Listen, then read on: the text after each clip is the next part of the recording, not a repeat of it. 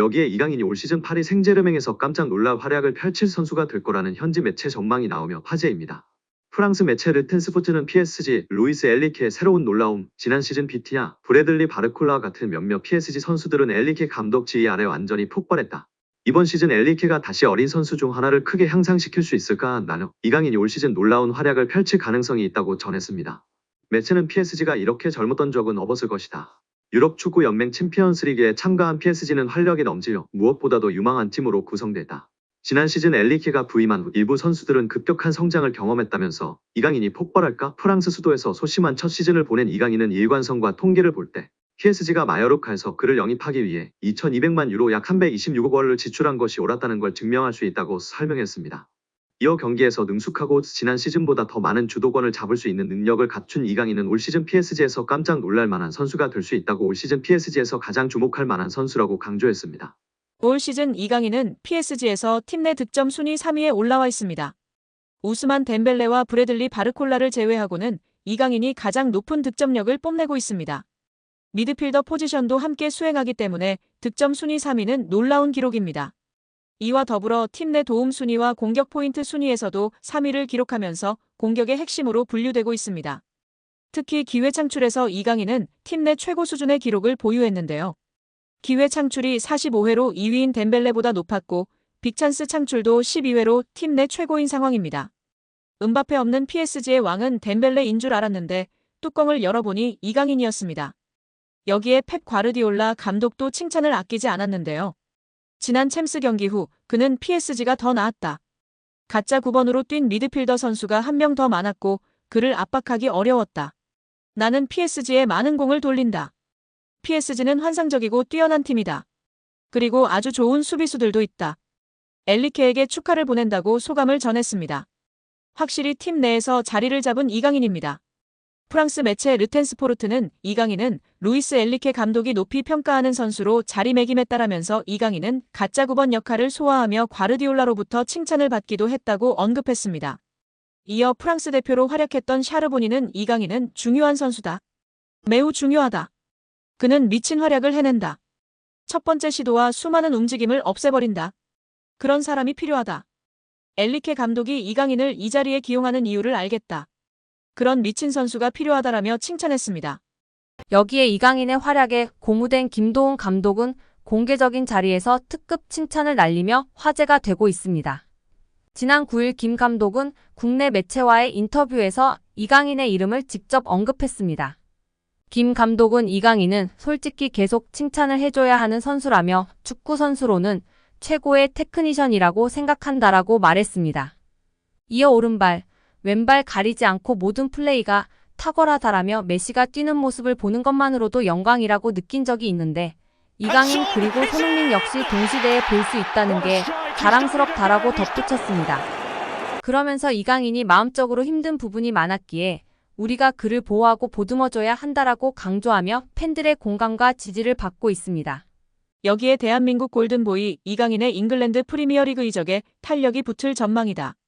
소속팀 파리 생제르맹이 이적을 허락했다는 소식입니다. 영국 노팅엄 포레스트 뉴스는 노팅엄 포레스트가 PSG 스타 이강인을 원한다면서 PSG는 이강인을 판매하기로 결정했다. EPL 구단들은 이제 이강인과 계약하기 위해 줄을 서고 있다. 노팅엄만 있는 게 아니다. 영입 전에는 맨체스터 유나이티드와 뉴캐슬, 토트넘도 있다. 다재다능한 공격수 이강인이 루이스 엘리케 PSG 감독 체제의 경쟁에서 밀려나자 모두가 그의 영입을 놓고 경쟁하고 있다고 전했습니다. 노팅엄은 올 시즌 EPL 매서운 돌풍으로 주목받는 팀입니다. 노팅엄은 무려 리그 3위를 달리며 매서운 돌풍을 달리고 있습니다. 시즌 성적 12승 3무 4패를 기록 중인데요. 선두 리버풀과 격차가 크지 않고 2위 아스널과 똑같이 승점 40점을 올렸으나 골득실에서 뒤져 순위가 밀렸을 뿐입니다. 노팅엄은 이 분위기를 유지하기 위해 1월 이적 시장에서 공격적으로 선수 영입에 나설 전망입니다. 매체는 노팅엄은 이달 새로운 선수를 찾을 예정이다. 하지만 영입하는 선수는 현재 선수단보다 업그레이드된 선수여야 한다고 강조했다. 이외에도 맨유, 아스널, 뉴캐슬, 토트넘 등이 이강인 영입에 관심이 있는 것으로 알려졌습니다. 애초 PSG는 이강인 판매에 부정적이었습니다. 프랑스 현지 언론들은 PSG가 이미 몇 차례 이강인 이적에 대한 제의를 받았으나 모두 거절했다고 강조했습니다. 하지만 입장이 바뀌었는데요. 금액만 맞는다면 이적 협상 분위기는 긍정적으로 흘러갈 것으로 보입니다. 축구 전문 온더미닛에 따르면 이강인과 PSG 모두 이별을 원한다. 이강인은 새로운 도전을 위해 PSG는 애매한 입지에 이강인을 팔고 현금을 확보하려고 한다는 계획이라고 전했습니다. 또한 프랑스 PSG 토크는 PSG가 이강인의 이적료로 4,400만 유로 약 660억 원을 원한다고 밝혔습니다. 부담스러운 금액이기는 하지만 맨유, 아스널 등 빅클럽들이 지불하지 못할 금액도 아닌데요. 이들이 이강인 영입을 결심했다면 적극적으로 움직일 전망이라고 시선이 지배적인 상황입니다. 맨유, 아스널, 뉴캐슬 모두 이강인 영입이 절실합니다. 맨유의 경우 측면 공격수 마커스 레시포드가 이적을 앞두고 있습니다. 깊은 부진에 좋지 못한 인터뷰로 루벤 아모림 신임 감독에게 제대로 찍혔습니다. 레시포드는 이적하고 싶다는 뜻을 드러냈습니다. 아스널도 에이스 부카요 사카가 햄스트링 부상으로 전력에서 이탈해 공격 보강이 필요합니다.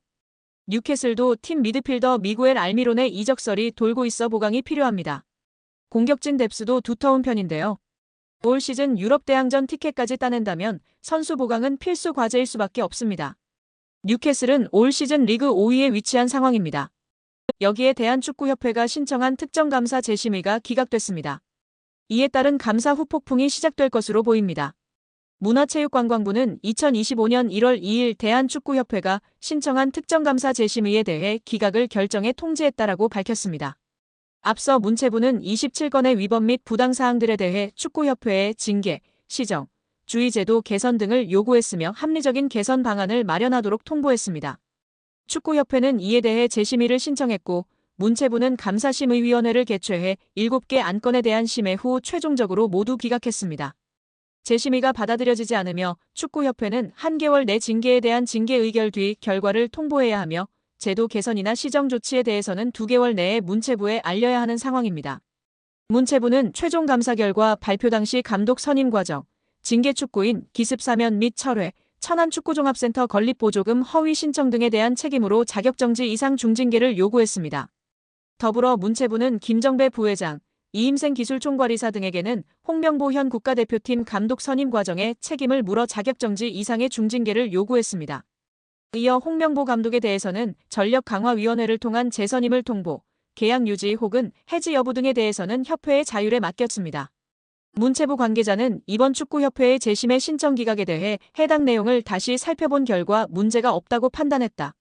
중징계 정몽규 회장, 김정배 부회장, 이임생 이사의 자격정지 이상의 징계와 관련해서 축구협회가 한 달 내로 통보해야 한다.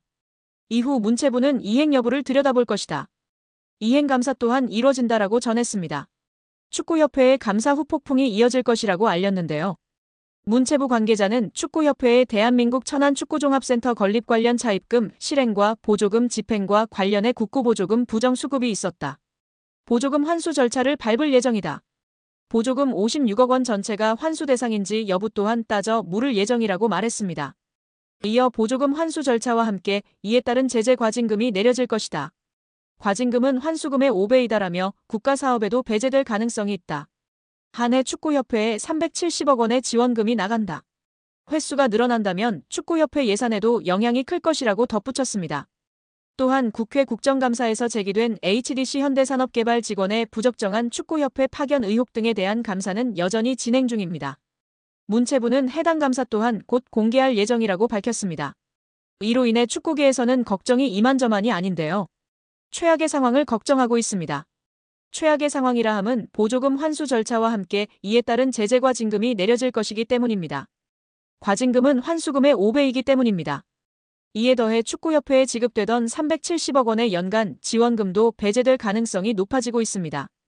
이 같은 조치는 재정적으로 궁핍한 축구협회 입장에서는 자칫 파산, 부도의 위기로 내몰릴 수 있다고 판단됩니다. 천안축구센터의 공사는 당연히 큰 차질이 예상되고 직원들의 급여 지급도 원만하지 않을까 걱정이 됩니다.